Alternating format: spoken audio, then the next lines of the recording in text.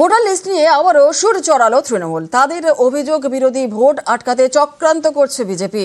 কত ভোটার কার্ডের নকল করা হয়েছে তার তথ্য প্রকাশ করুক নির্বাচন কমিশন, দাবি তৃণমূলের রাজ্যসভার সাংসদ সাকিব গোখলের। পাল্টা তৃণমূল সরকারকে নিশানা করেছে এ রাজ্যের বিজেপি নেতৃত্ব। বাংলার লোক যাতে ভোট দিতে না পারে, একই এপিক নাম্বারে বাংলার ভোটারের যেখানে নাম আছে সেখানে হরিয়ানা, পাঞ্জাব, রাজস্থান, বিহার সব নাম ঢুকিয়েছে। মনে রাখবেন, আমরা 26 দিন অনশন করতে পারলে ইলেকশন কমিশনকেও গণতন্ত্র ফিরিয়ে দেওয়ার দাবিতে আমরা কিন্তু ওখানে ধর্ণা দিনের পর দিন দিতে পারি। আমরা দিল্লি নই, আমরা মহারাষ্ট্র নই, আমরা বাংলা। সুর বেঁধে দিয়েছেন তৃণমূল নেত্রী, সুর চড়াচ্ছে তৃণমূল। এই পরিস্থিতিতে ময়দানে নামে নির্বাচন কমিশন। তারা জানায় একাধিক ভোটারের একই এপিক নাম্বার থাকতে পারে, কিন্তু বিধানসভা কেন্দ্র এবং পোলিং বুথ আলাদা হয়।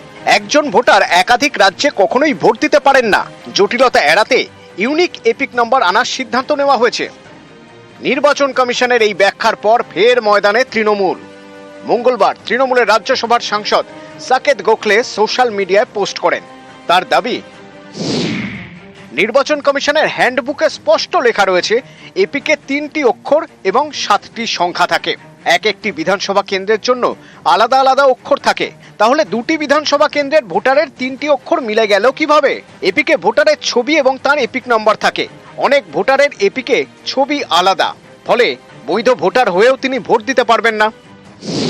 সাকেতের বক্তব্য, নির্বাচন কমিশনের আইন বলছে তাদের সফটওয়্যার সব সময় এপিক নম্বরের উপর নজর রাখে, যাতে সেটা একাধিক ব্যক্তির জন্য বরাদ্দ না হয়। এপিক নম্বরে একজন ভোটারের তথ্য এবং তার ছবি লিংক করা থাকে, তাই ভোটার কার্ডকে স্থায়ী ইউনিক আইডি বলে ধরা হয়। তৃণমূল সাংসদের দাবি, একাধিক ভোটারের একই এপিক নম্বর আসলে কোনো ত্রুটি নয়, এটা বিজেপি বিরোধী ভোটকে আটকানোর চক্রান্ত। বিজেপির হয়ে কাজ করছে নির্বাচন কমিশন, ফলে অবাধ এবং নিরপেক্ষ নির্বাচন কার্যত অসম্ভব। সাকেত দাবি করেছেন, কত ভোটার কার্ড নকল করা হয়েছে তার তথ্য প্রকাশ্যে আনুক নির্বাচন কমিশন। অবিলম্বে ভুয়ো ভোটার দুর্নীতির তদন্ত হোক। নির্বাচন কমিশন কাজ করে হচ্ছে রাজ্য সরকারের যে মেশিনারি আছে সেই মেশিনারিকে নিয়ে। আপনার এলাকায় যদি আপনাকে নাম তুলতে হয় বা নাম কাটাতে হয়, আপনি কার কাছে যাবেন? আপনাকে এসডিওর কাছে যেতে হবে, বিডিওর কাছে যেতে হবে ব্লকে থাকলে। তো স্বাভাবিকভাবে রাজ্য সরকারের মেশিনারি সেখানে কাজ করে। তো ভুল যদি হয়ে থাকে তো প্রথম দায়িত্ব হচ্ছে রাজ্য সরকারের মেশিনারি, অর্থাৎ যারা নির্বাচন কমিশনের হয়ে গোটা বছর কাজ করে।